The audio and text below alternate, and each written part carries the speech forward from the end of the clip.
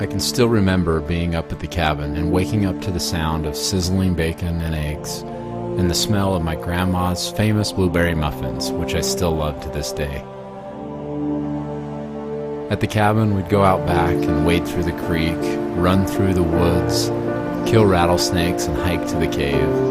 And in the evening, we'd drink root beer and Coca-Cola from glass bottles and sit on the deck watching the sun go down. I've always loved being up at the cabin with my grandparents.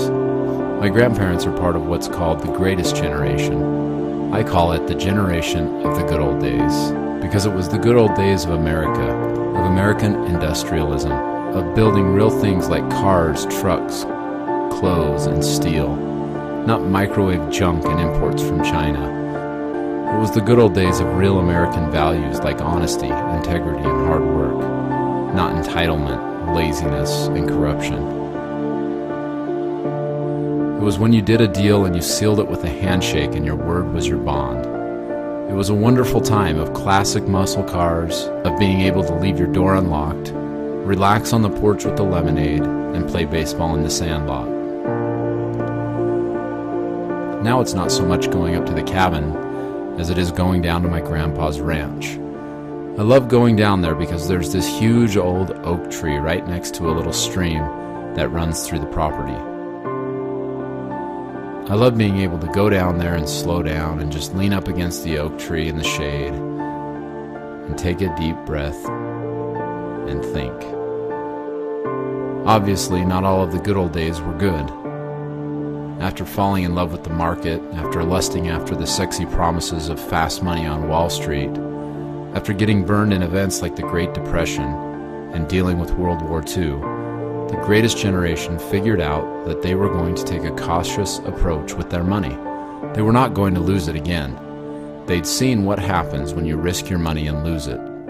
And for years, literally decades, this generation saved their money safely and securely, not risking it and gambling it in Wall Street. After events like the Great Depression and World War II, the greatest generation took a cautious approach to financial planning, investing, and their retirement. The buzzwords for this generation were guarantees and safety. They saved their money. It's not surprising considering in 1929 the stock crash that lost people fortunes and the financial collapse and insolvency of over 10,000 banks.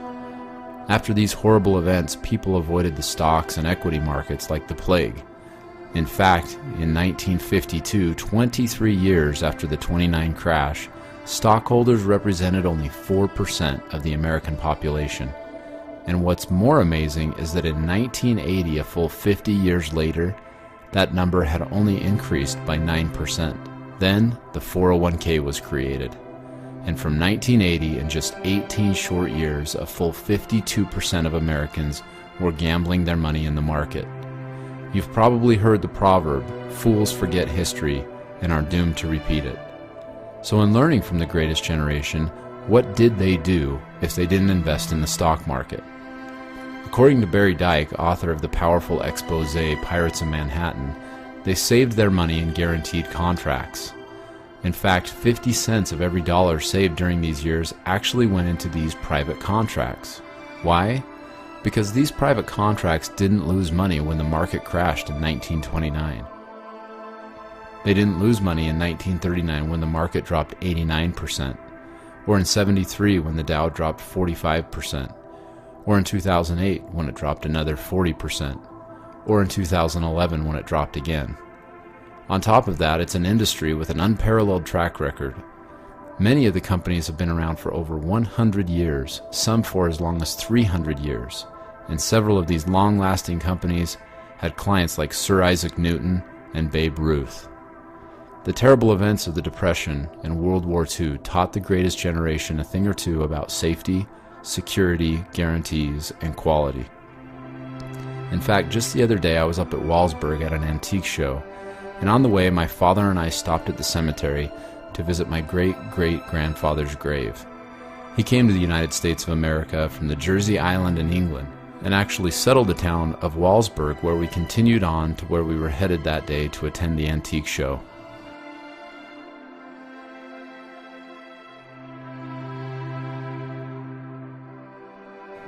I was amazed at the tractors we saw. Some were 80, even 100 years old, and they still fired up and ran almost as good as new. In today's microwave society, we're lucky to keep something running for a few years, let alone a decade or a century. It's unfortunate that the wisdom learned by our ancestors has been forgotten over time by most people, but not everyone.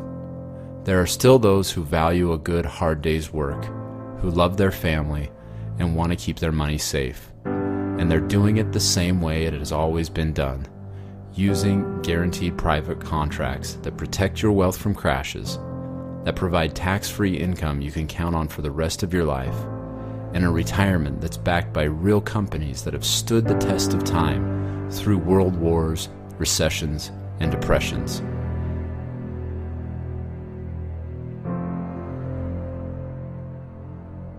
It's not Wall Street's darling. In fact, it's far from it. It's not sexy, but you know it's going to be there for you come rain or shine.